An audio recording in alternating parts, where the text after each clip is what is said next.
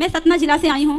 मेरा आज 5वां दिन हो गया यहाँ, और ये 4 दिन मैंने पानी खाना सब कुछ बंद कर रखा था, और यहाँ आई हूँ 5वें दिन। आज सुबह सुबह मैं जिस दिन आई हूँ तो आपके शिष्य लोगों से कही कि मुझे महाराज जी के हाथ से पानी पीना है, और मैं महाराज जी के लिए ये प्रण रखी हूँ। आप सभी चैनल को सब्सक्राइब कर लीजिएगा।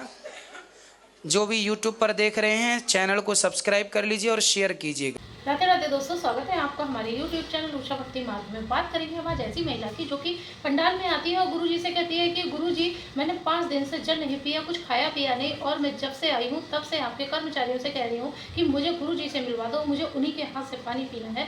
तो आइए दोस्तों देखते हैं कि इस विषय में गुरुजी ने उस महिला से क्या कहा। आज का वीडियो बहुत ही ज्ञानवर्धक होने वाला है, बीच में छोड़ के ना जाइएगा, बने रहिए हमारे साथ इस वीडियो के अंत तक। आई हूँ कि मैं महाराज जी के हाथ से ही पानी पीऊंगी, तो यहाँ किसी से बोले वो किसी को पानी पिलाएंगे नहीं, तो मैं बोली क्या भक्त है। ठीक है, पर आप ऐसी उल्टी सीधी बातें क्योंकि हमें पानी महाराज जी पे, भाई व्यस्त रहते हैं, 1000 काम होते हैं। जानती हूँ आपको पानी हमें आप अपनी आपने मुझे आज पिलाया है।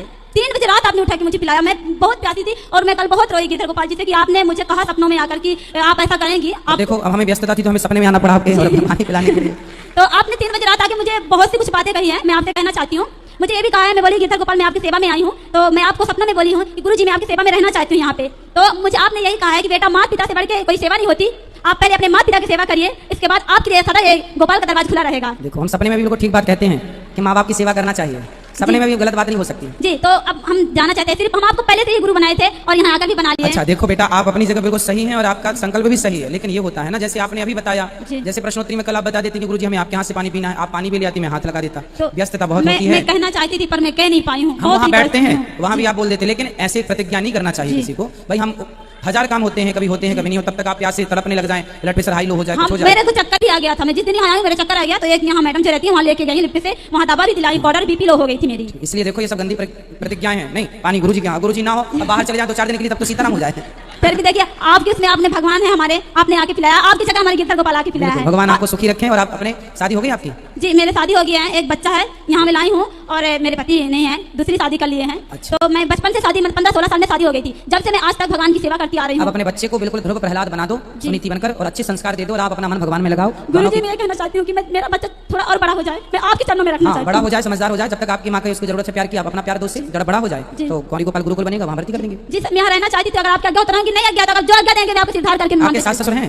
मेरे साथ ससुर सब परिवार है। जैसे आपने कहते हैं कि दांतों की जीभ जैसे रहती बीच में दांतों के, इस तरह मैं भी रहती हूँ। तो अभी आप सेवा किसकी करेंगे, माता पिता की या सास ससुर की? मैं अपने माता पिता के घर में रहती हूँ, वहाँ तो मेरे को जलाने की बात कर दिए थे। अच्छा ठीक है, फिर आप जहाँ हैं वहीं स्वस्थ सुखी रहिए, सेवा करिए, और बच्चों को जब बन जाएगा गौरी गोपाल गुरुकुल तो बच्चों की सेवा होगी। राधे राधे। जय श्रीमन नारायण। जय श्रीमन नारायण। गुरुजी आपको क्यों लगता है कि हम लोग बंदरों से नहीं हुए हैं प्रजाति हमारी?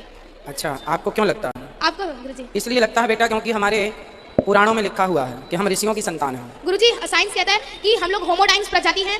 जब हमको इवोल्यूशन चाहिए, हम लोग को जब स्ट्रक्चर चेंज चाहिए हमारी बॉडी में, जब हम लोग को अपने हिसाब से चाहिए, जब हम लोग को चेंजेस चाहिए, तो बंदर जो बंदर आजकल बंदर बन के रह गए और हम लोग इंसान बन गए। पहले होमोडाइन्स प्रजाति थे जो कि ना गुरुजी बहुत ज्यादा संख्या में हो चुके थे, तो कई लोग है ना जमीन पे उतर आए और कई लोग अभी तक जो थे फॉरेस्ट में थे, जंगलों में, तो उन लोग को कोई भी जरूरत नहीं थी चेंजेस की, क्योंकि उनको अच्छे से खाना पीना मिल रहा था। और जो कई होमोडाइन्स थे जिनको खाने की कमी हो रही थी, वो लोग निकल पड़े जमीन की तरफ। तो जब वो जमीन की तरफ निकले तो उनके अंदर चेंजेस आने लगे, वो खेती करने लगे, तो धीमे धीमे उनका स्ट्रक्चर चेंज होने लगा। वो लोग उन लोग की जो पूंछ थी वो भी कम होने लगी और वो इंसान के रूप में धीमे धीमे आने लगे और होमोडाइन्स प्रजाति से हम लोग इंसान बन गए। ऐसा साइंस मानता है।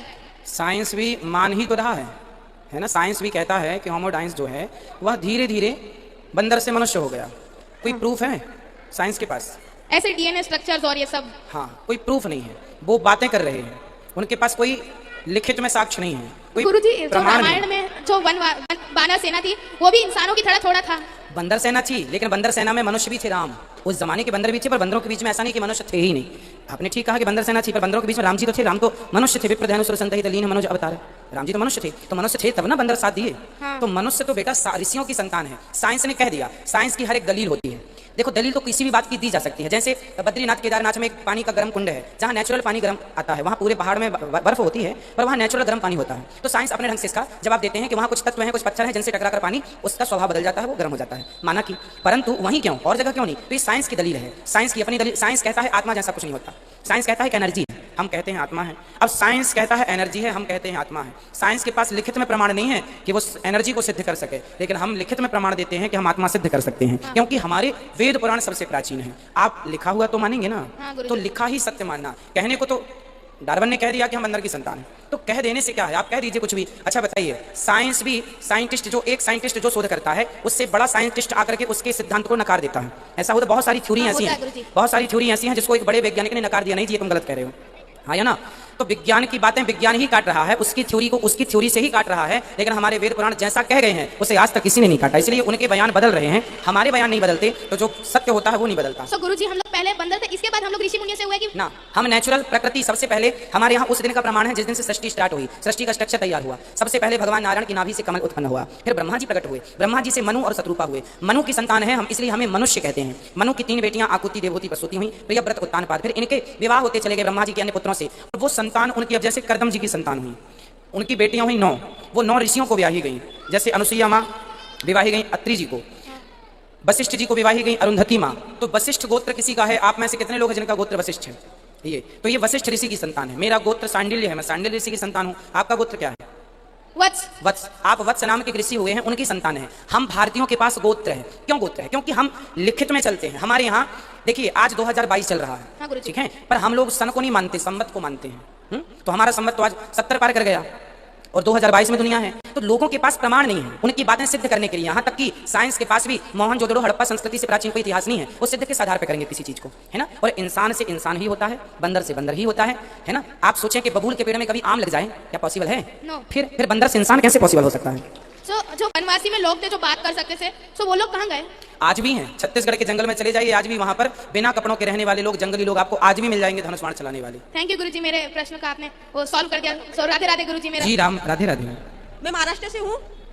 क्षत्रिय ब्राह्मण रहते हैं महाराज।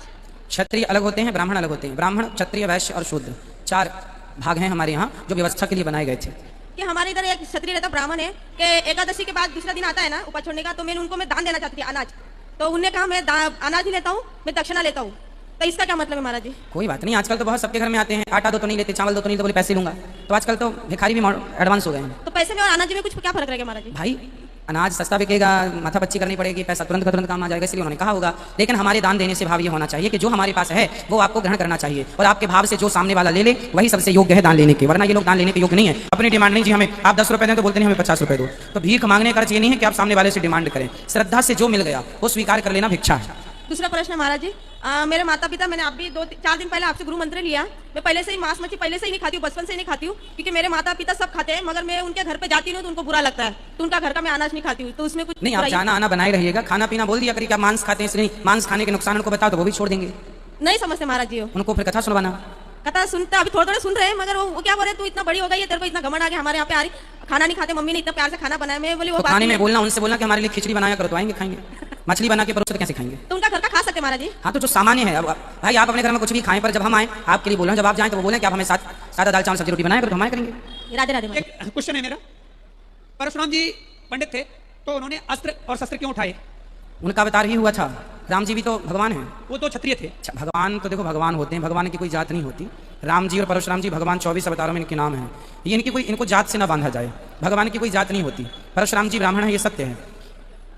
उन्होंने देखा कि अत्याचार हो रहा है, क्षत्रिय अत्याचार कर रहे हैं। जब क्षत्रिय अत्याचार करने लग जाए, क्षत्रिय ना समझे, भाई यदि क्षत्रिय समझता तो ब्राह्मण समझाता कि भाई आप गलत कर रहे हैं, नहीं समझा तो मजबूरी में फिर उनको सहस्त्रार्जुन के लिए हर्ष उठाना पड़ा।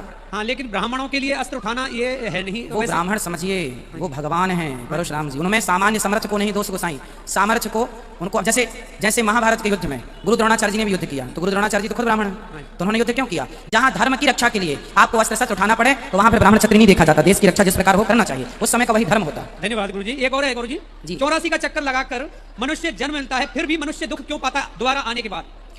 इसलिए पाता है दुख क्योंकि वो सुख की कामना करता है। नहीं, अगर उसकी सुख की कामना भी नहीं है, क्योंकि वो तो दुख में ही जीता, अगर जो भी उसको संसार में जो संत जिनका मन भगवान में लग चुका है, जिनको संसार की कोई चाहत नहीं है, उनसे आप पूछिए कि वो दुखी हैं कि सुखी हैं। दुखी हम सांसारिक लोग होते हैं, संत लोग दुखी नहीं होते, क्योंकि दुख तब तक ही होगा। आप भी प्रैक्टिकल कर लेना, जब तक आपके अंदर सुख की इच्छा होगी तब तक दुख होगा। इसलिए गुरुदेव प्रणाम जी। छत्तीसगढ़ से हूँ मैं, भिलाई स्टील प्लांट दुर्ग जिला, आप सुने हुए हैं, सादर प्रणाम करता हूँ मैं। गुरुदेव, पहले कथा भागवत नहीं होती थी और आज कथा भागवत मंदिर भी ज्यादा है, लेकिन पाप बहुत ज्यादा हो रहा है। थोड़ा से आशीर्वाद पाप ज्यादा हो रहा है जी। आपको क्या लगता है, पाप आज ज्यादा हो रहा है कि पहले पाप ज्यादा था? अभी ज्यादा हो रहा है ऐसा लगता है। अभी यदि हम उस दौर को देखें जहां मनमाना होता था। पहले की अपेक्षा आज लोग ज़्यादा धार्मिक हो गए हैं। पहले की अपेक्षा आज लोगों में ज़्यादा धर्म को लेकर जागरूकता आई है। तो पहले की अपेक्षा आज लोग धर्म को जान रहे हैं, सत्य से जुड़ रहे हैं। अब रही बात के पाप ज़्यादा क्यों है, तो पाप और पुण्य का जोड़ा है। जैसे अंधकार और प्रकाश का जोड़ा है, या तो अंधकार रहेगा या तो प्रकाश रहेगा, तीसरा कोई ऑप्शन नहीं है। उसी प्रकार पाप और पुण्य, भगवान के हृदय से धर्म का जन्म हुआ और भगवान की पीठ से अधर्म का, पाप का जन्म हुआ। तो ये पाप और पुण्य भगवान के ही पुत्र हैं, इसलिए ये साथ में ही रहते हैं। जहाँ पाप ज्यादा है वहां से पुण्य भाग जाता है, और जहाँ पुण्य ज्यादा है वहां से पाप भाग जाता है। तो अब ये देखना ये है कि हम किसके साथ हैं। राधे राधे महाराज जी। संसार में भैया सब कुछ है, अच्छा भी है बुरा भी है। हाँ, ये कलयुग है, इसलिए माना कि यहाँ पाप ज्यादा है, पर धर्म भी है, पुण्य भी है, उसके बल पर ही सब टिका हुआ है। अब आप अपने को ये देखना कि हम किसके साथ रहे, पाप के संग या पुण्य के संग। जन्माष्टमी को जन्म हो गया, उसके बाद तो जन्माष्टमी को तो बहुत बच्चों का जन्म होता है। नहीं, वो तो होता है, पर मेरे को समझ में थोड़ा सा कम आ रहा है। थोड़ा क्या सा समझ, क्या समझ? ये नहीं आ रहा कलयुग में ऐसा भी होता है क्या आजकल? क्यों कलयुग में अष्टमी को जन्म नहीं होता? नहीं होता है, पर वो आगे आगे ऐसी चीज अच्छे होने लग जाता है ना। फिर क्या अच्छा हो रहा है आपके साथ? अच्छा ये हो रहा है कि मुझे कुछ भी नहीं सोचता, संसार से मुंह हट गया, कुछ भी नहीं दिखता। सपने में भी आते हैं, जो सपने में अजीब अजीब तरह के सपने आते हैं। कुछ सपने में भगवान जी आते हैं कि नहीं? सपने में भगवान जी तो आते हैं, सपने में मृत्यु भी हो गई है आपकी। हाँ हाँ, तो स्वयं का मरना सपने में देखना शुभ होता है, उससे हमारी आयु लंबी होती है। और मौत भी होने के बावजूद पहाड़ों में घूमता रहता हूँ मैं, विचरण करता रहता हूँ। फिर राधा रानी दर्शन देती है, फिर कहती है कि आपको गुरु वृंदावन मिल गए, वहाँ जाओ, वहाँ जी की सेवा करो थोड़ा सा। ऐसे ऐसे मेरे साथ घटनाएं होती रहती है। अच्छा है, तो आपको राधा रानी वृंदावन बुला लिया, अच्छा तो है। तो सारी मृत्यु सपने में होती है। हाँ, सपने में खुद की मृत्यु देखना, इससे उम्र बढ़ती है। सपने में किसी की भी मृत्यु, जैसे मैं मृत्यु देखूं कि किसी की मृत्यु होगी मेरे जान परिचित वाले की, उससे उसकी उम्र ही बढ़ती है।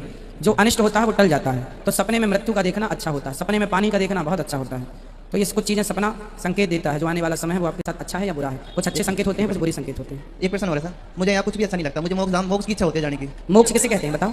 मोक्ष ये है कि मेरे को संसार से कोई मतलब नहीं है, सिर्फ भगवान धाम, भगवान पूजा करना और धाम में जाने की इच्छा होती है। मोक्ष का अर्थ है सबसे मन हटा करके भगवान में मन लगाना और अपना कर्म करते रहना, कर्म नहीं छोड़ना, कर्मण्यवादी कार्य। ठीक है, यही मोक्ष है। अकर्मण्य होकर बैठना जाना। पत्नी है आपकी? पत्नी है ना? है। हाँ। तो बच्चे हैं? एक बच्चा है। हाँ, तो अभी जिम्मेदारियां पूरी करो। अकर्मण्य ना हो जाना, भगवान की भक्ति करना अच्छी बात है, पर भक्ति के नाम पर कुछ लोग अकर्मण्य हो जाते हैं। कुछ नहीं, हम तो भगवान में हम मोक्ष चाहते हैं। मोक्ष भी ऐसे नहीं कि हाथ में हाथ रख के बैठ जाओ मोक्ष मिल जाएगा। कर्म करते हुए मन भगवान में लगाए रखो, इसी से जीव मात्र का कल्याण है। बैठना नहीं है हिम्मत हार के कि नहीं जी मैं तो कुछ नहीं करूंगा। सर एक वो गाय थी सर, गाय पालते थे है ना, तो क्या है कि बच्ची आया थोड़ा सा अज्ञान वैसे वो मर गई आपसे। हाँ, क्या मैं गाय को सेवा करता था पहले। तो कैसे मर गई आपसे गाय? वो क्या है कि मैं वैसे पत्थर वैसे फेंक रहा था दूर उनको हटाने के लिए, उसके सिर में लग गया और वो मर गई। तो तेज से मार दिया था? नहीं, धोखे से लग गया। फिर उसके बाद में फिर मैंने सोचा कि मैंने गाय खूब बाद में सेवा भी करी, और गौशालाओं में भी मैं थोड़ा गायों को चारा वारा खिलाता रहता हूँ। गायों की सेवा करते रहिएगा। यदि पत्थर मारने से गाय मरी है तो वो गौहत्या ही है। पर वो क्या है मुझे उस समय ज्ञान नहीं था। हाँ, ज्ञान नहीं था। जानकारी बिल्कुल भी नहीं थी, बिल्कुल कुछ भी नहीं था, धार्मिक से नहीं जुड़ा था। आप अपने आप को भगवान से जोड़ के रखिए। भगवान बड़े दयालु हैं। भगवान कहते हैं जो मेरी शरण में आ जाता है तो करुणा पाप करके आए मैं उसको क्षमा कर देता हूँ। सनम कमाई जीव वहीं वहीं जन्म। तो देखा दोस्तों, आज का वीडियो आपने देखा और सुना। जैसे कि उस महिला ने कहा कि गुरुजी मुझे यहाँ पर 5 दिन आए हुए हो गए हैं और मैंने ना पानी पिया ना कुछ खाया। आपके कर्मचारियों ने आपसे हमें नहीं मिलाया और जो है कहा कि उनसे मिलने को नहीं मिलेगा। हमने प्रतिज्ञा ली कि जल मुझे आपके ही हाथों से पीना है। इस पर गुरुजी ने यही समझाया कि यहाँ पर हम लोगों को 50 काम होते हैं, कर्मचारियों को भी कई काम होते हैं और यहाँ निरीक्षण देखा भाली लोगों की सेवा करनी होती है। तो आपको इस तरीके की कोई भी बात नहीं करनी चाहिए कि हमें गुरुजी के हाथ से ही पानी पीना है तभी व्रत खोलेंगे, या मतलब बहुत सी ऐसी बातें हैं जो हमें किसी चीज़ का ऊट पटांग प्रण नहीं लेना चाहिए। सोच समझ के कोई भी बात आपको करनी है, कहनी है, सुननी है तो बहुत सोच समझ के। दोस्तों, आज की इस वीडियो से, उस महिला की बातों से आपको जो भी ज्ञान प्राप्त हुआ हो आप हमें कमेंट बॉक्स में कमेंट करके बता सकते हैं। और हाँ, अगर अभी तक आपने हमारे चैनल को सब्सक्राइब नहीं किया है तो आप हमारे चैनल को सब्सक्राइब कर लें। हमारी वीडियो को ज़्यादा से ज़्यादा लाइक व शेयर करें। कमेंट बॉक्स में राधे राधे लिखना ना भूलें। मिलेंगे ऐसे ही किसी अन्य वीडियो के साथ, ज्ञानवर्धक वीडियो के साथ। तब तक के लिए राधे राधे।